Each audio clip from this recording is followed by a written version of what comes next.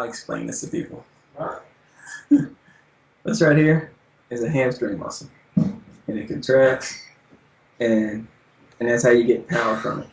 When you get a not a pull, but a tear.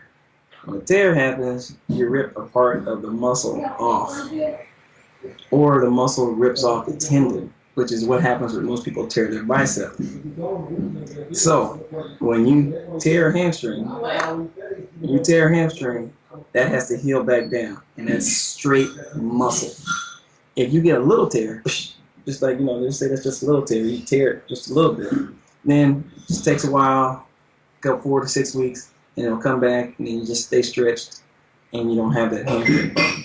Now, when you're really fast and really strong and really powerful, and you don't catch it in time, like you'll see guys that'll tear their hamstring, they'll hop, or they'll fall down, so they won't tear it anymore.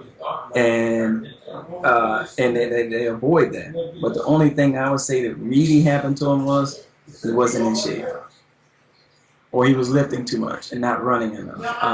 That happens a lot with a lot of guys. They want all that power, and you got to mix running with power, or you get your quads too strong, and they will tear your hamstrings every time. You get too much squatting, too much of all that new science mumble jumble that a lot of these trainers and weight places are doing. I mean, they lifting on balls and doing all this crazy stuff and always working out. My mom used to say this all the time: you want to be good at something, you do it. You want to be better than everybody else, you do it better than everybody else, and keep doing it. You don't stop and you do all this crazy weird stuff all the time just to make so you're not bored. I mean, repetition is king. You think in the days when they had Zulu warriors or Native American warriors or the Germanic tribes of Germany, you think those guys got good? You think when they caught and killed stuff, that they didn't practice it, that they started doing other little stupid things? No, they killed every day. So you want to be good at football, you do it every day. All that weird stuff is just for looking pretty or for the girls. Just like what they used to say in the day, girls for the girls. But you want to put somebody on their back, you use your tricep.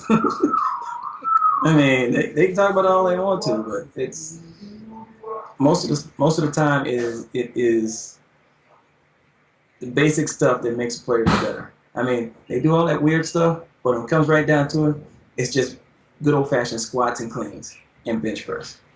They can do all that stuff for Under Armour and Nike and look pretty and jump through those little hoops and ropes and do all this stuff and have pads and personal trainers and all this other kind of stuff. When it comes right down to it, how much football are you really doing? That's why they spend 15, 25 minutes on individual periods. That's so you can do all that weird stuff. And the whole rest of practice is done repping the game. You rep the game. You rep. All that other stuff, nonsense. And coaches that understand that, they have long team periods just for that.